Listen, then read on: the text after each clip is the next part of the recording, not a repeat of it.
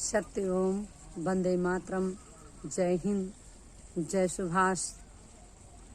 सभी देशवासियों से मेरा हाथ जोड़ करके एक अपील है, इसे स्वीकार करना न स्वीकार करना ये देशवासियों के मन की बात है। लेकिन एक बात हम कहेंगे, इस देश को मुझे 25 साल हो गए जगाते जगाते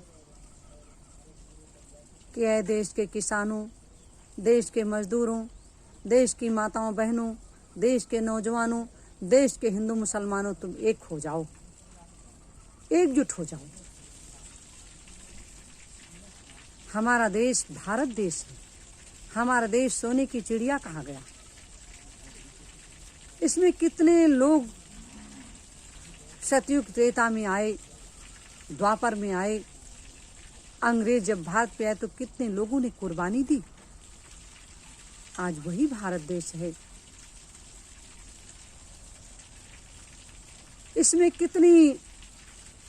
भारत में कितनी मुसीबतें आ रही।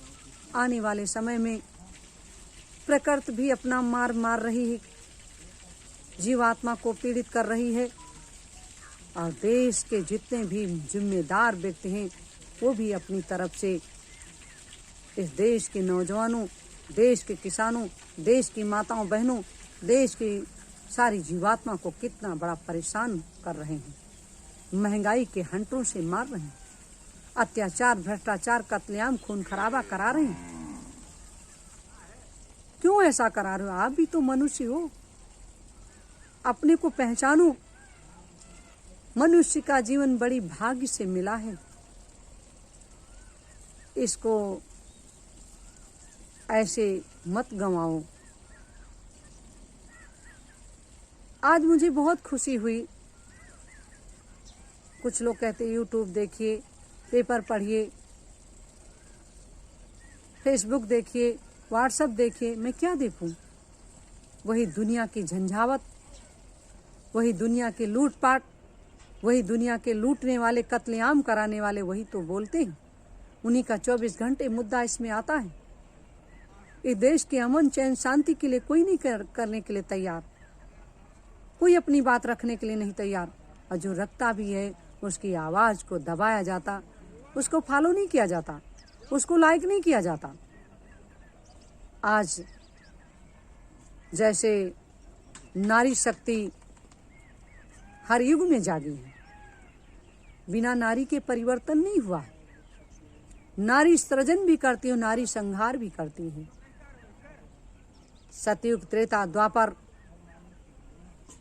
में देख लीजिए, बिना नारी के परिवर्तन नहीं हुआ।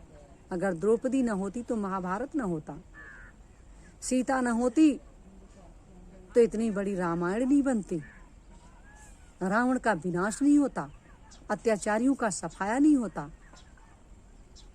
इसलिए जब अंग्रेज भारत में आए तो 200 वर्ष राज किया। महारानी लक्ष्मीबाई, अहिल्याबाई, जीजाबाई, दुर्गाबाई, कमलाबाई, शीलाबाई, मीराबाई, 3000 वंशज माताओं ने जान की बाजी लगाई। तमाम देश के गरीब नौजवानों ने हंसते हंसते घास की रोटियां खाई, हंसते हंसते फांसी के फंदे को चूमा। तब भारत से अंग्रेज गए। वो अंग्रेज इतने खतरनाक नहीं थे। ये काले अंग्रेज अपने ही घर के लोग पूरे देश को खोखला कर दिया।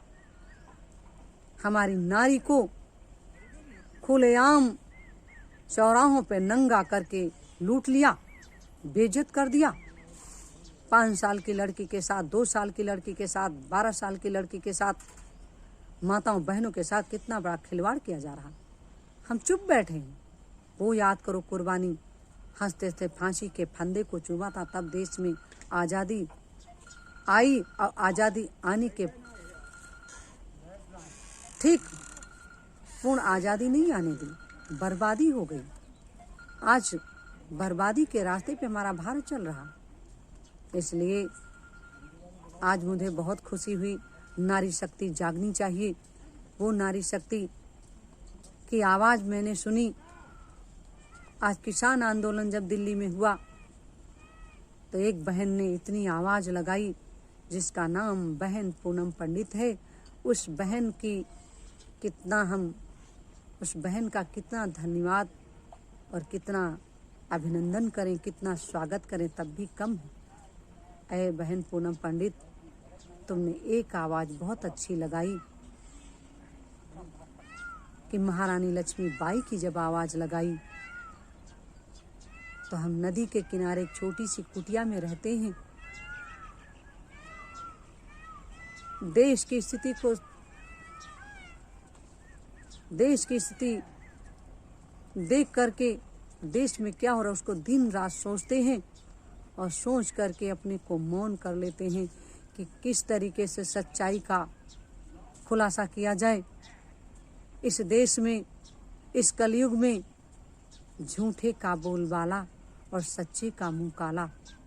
सतयुग त्रेता द्वापर में क्या होता था कि सच्चे का बोलबाला और झूठे का मुंह काला। आज उल्टा हो गया। जब आपने महारानी लक्ष्मीबाई की आवाज़ उठाई बहन, तो मुझे आप पर बहुत गर्व है कि अब नारी शक्ति जाग चुकी है। अब नारी शक्ति हमारी पूरे भारत में ही नहीं, पूरी दुनिया को आवाज़ लगाएगी और दिल्ली तक पहुंचेगी। दिल्ली में पहुंच करके भारत को अखंड बनाएगी, भारत में अमन चैन की शांति लाएगी। बिना नारी शक्ति के अब कुछ नहीं होने वाला। तो है बहन पूनम पंडित,